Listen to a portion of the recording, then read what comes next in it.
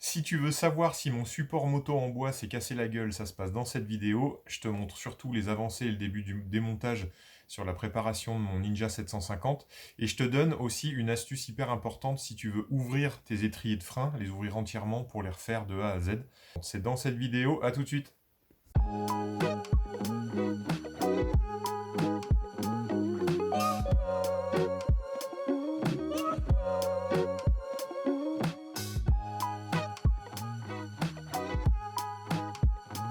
Salut à tous, alors si vous vous souvenez, dans la dernière vidéo de la chaîne, je vous ai montré la fabrication de mon support d'atelier moto en bois mobile, là, monté sur roulette. Donc en tout cas, voilà comment ça fonctionne. Donc non, il ne s'est pas cassé la gueule, ça c'est plutôt une bonne nouvelle. Et surtout, j'avais attendu pour vous faire la vidéo, pour pouvoir vous montrer justement l'intérêt du support, c'est-à-dire qu'il n'est pas trop long, il n'est pas excessivement long, mais comme vous pouvez le voir, ça permet en toute tranquillité de monter la moto sur ces deux béquilles, donc la béquille d'atelier arrière, et surtout, une béquille avant qui vient prendre sous l'étai de fourche. Voilà, donc l'intérêt, ça va être de pouvoir démonter les tubes de fourche et travailler sur tout ce qu'il y a à faire. Donc voilà, c'est vraiment intéressant. Alors, ça déborde un petit peu de chaque côté, mais c'est pas très grave puisque les points d'appui, le point d'appui, là, on va dire, le poids se trouve à peu près ici, et là-bas, au niveau de la béquille d'atelier, il se trouve à peu près là, donc le déport n'a pas d'importance. C'est ultra pratique, vraiment. Moi, j'en suis super content parce que quand je bosse, et ben voilà, j'interviens par exemple ici sur les étriers, je vais pouvoir poser mes outils juste là et travailler debout, donc ça c'est vraiment super agréable. Alors, des petites infos sur la moto en elle-même. Qu'est-ce qui a été fait? Donc tu le vois, tous les carénages avant ont été enlevés, l'arrière j'y ai pas encore touché. Donc l'objectif, ça va être de traiter en fait toute la partie avant, notamment avec au niveau de la roue, les changements des roulements de roue avant, la réfection complète des freins, et en fait ce sont des étriers d'un GSXR 750 de 91, dont je t'en dis un petit peu plus juste après, et je t'expliquerai surtout la raison pour laquelle je vais les remplacer, enfin je vais remplacer par cela. Et le but aussi ça va être de réinstaller les durites aviation avec le mètre-cylindre radial qui viendra de l'autre côté. Donc ça c'est pour la partie avant, et puis pour la partie arrière, le travail qui viendra un petit peu après, ça va être surtout en vue du circuit d'aller monter le nouvel amortisseur Nitron. Donc ça j'y toucherai après, je vais me concentrer d'abord sur la partie avant. Alors, pour quelle raison est-ce que j'installe des étriers de 750 GSXR? Ça c'est les étriers 6 pistons d'origine du ZXR 750. Donc, ils n'ont rien de très spécial. Ils fonctionnent très bien. Alors, c'est des étriers qui sont quand même connus pour mal vieillir, donc sur ces machines-là qui ont 50, 60, 70 000 km, on a quand même des étriers souvent qui ont déjà été refaits à neuf ou qui ont été remplacés, parce qu'ils sont connus pour pas avoir une très très bonne durée de vie. Les problèmes qu'on rencontre, c'est les étriers qui, avec l'âge, se déforment de plus en plus et provoquent un freinage moins mordant, et puis surtout des grippages de pistons à l'intérieur. Donc, déjà d'une part, le fait de remplacer les étriers par cela, c'est motivé par le fait de repasser sur du 4 pistons et d'avoir une sensation au freinage qui va être un peu meilleure.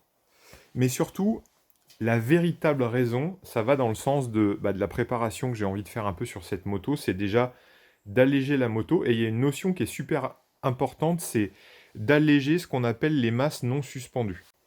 Alors alléger les masses non suspendues, c'est une notion qui est autant valable sur une moto que sur une voiture. Donc qu'est-ce qu'on appelle les masses non suspendues? C'est que quand ta moto va être posée sur le sol, ici tu as ta roue, la roue est en contact avec le sol, donc elle n'est pas suspendue au-dessus par la suspension, elle ne va pas flotter avec la suspension. Donc on dit que c'est des masses non suspendues parce qu'elles sont tout le temps à la même hauteur avec le sol, elles ne sont pas suspendues au-dessus du sol avec la suspension. Donc ça va englober toute ta roue, ça va englober ton pied de fourche, ton tube de fourche et tout ce qui va y être accroché, c'est-à-dire tes étriers de frein et tes plaquettes. Donc au lieu d'acheter des roues à 1000 euros, etc. pour commencer avec des choses hors de prix pour alléger la moto, j'ai surtout choisi d'alléger mes étriers et c'est la raison pour laquelle je les change aussi. Donc en plus de passer sur du 4 pistons et sur des étriers qui sont bien rigides, je vais surtout les alléger. Donc je vais te montrer ça tout de suite avec cette balance. Alors c'est ultra simple, hein, tu vas voir la différence. Là déjà, je vais te montrer l'ancien étrier.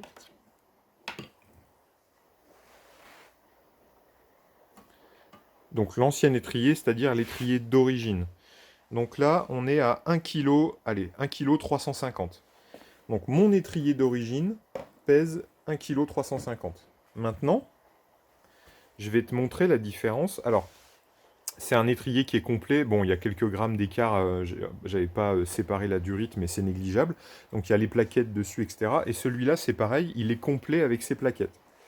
Donc on était à 1 kg 350. Et voilà le nouvel étrier que je vais installer, originaire du GSXR. Et ben voilà, tu as la réponse. On est à 1 kg 150. Donc 1 kg 350 moins 1 kg 150, on vient gagner 200 grammes par étrier en installant ces éléments-là. Donc ça veut dire qu'au global, mes masses non suspendues à l'avant, elles vont être réduites de 400 grammes.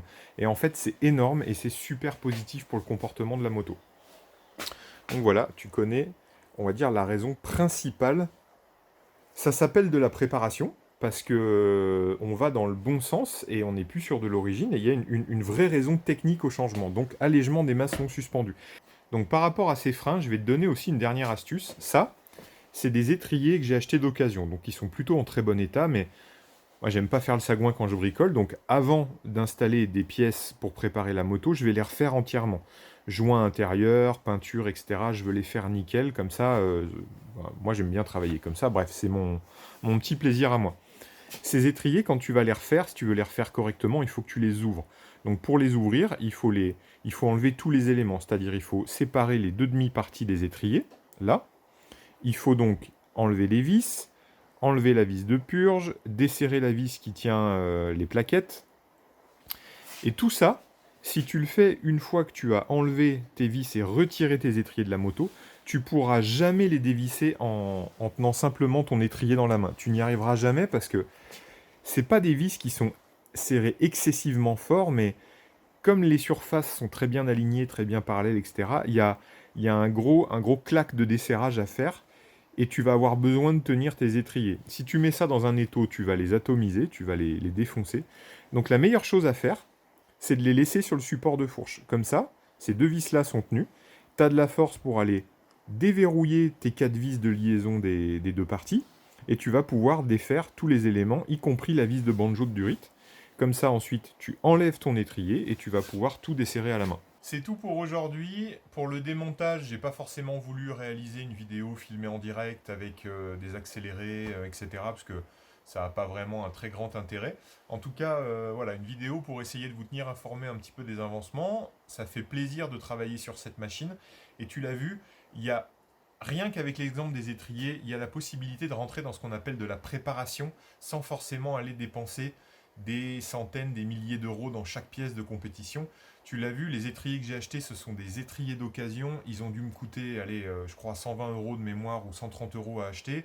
J'ai acheté l'intégralité des joints pour les refaire. J'en ai eu pour le kit une cinquantaine d'euros. Donc j'ai des étriers pour environ, allez, on va résumer à 200 euros tout complet avec les plaquettes refaits à neuf, mais qui sont des pièces de préparation parce qu'ils font gagner énormément de poids sur les masses non suspendues et c'est un élément qui est ultra important quand tu cherches un petit peu à optimiser le comportement de ta moto, mais aussi de ta voiture, parce que le principe reste les mêmes.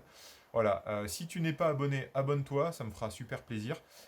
On approche des 1000 abonnés, voilà, ce serait un cap à franchir, ce serait vraiment intéressant, donc s'il te plaît, abonne-toi, ce serait vraiment cool. Merci à tous ceux qui continuent de me suivre. J'ai pas donné trop de nouvelles dernièrement, mais en tout cas, bah voilà, le temps est compté pour tout le monde. Mais j'essaye en tout cas de vous tenir informé. Et puis je vous dis à bientôt pour une prochaine vidéo. Ciao. Mais dis-moi, espèce de bandit, t'allais quitter cette vidéo sans t'être abonné à la chaîne? Mais abonne-toi tout de suite et active les notifications.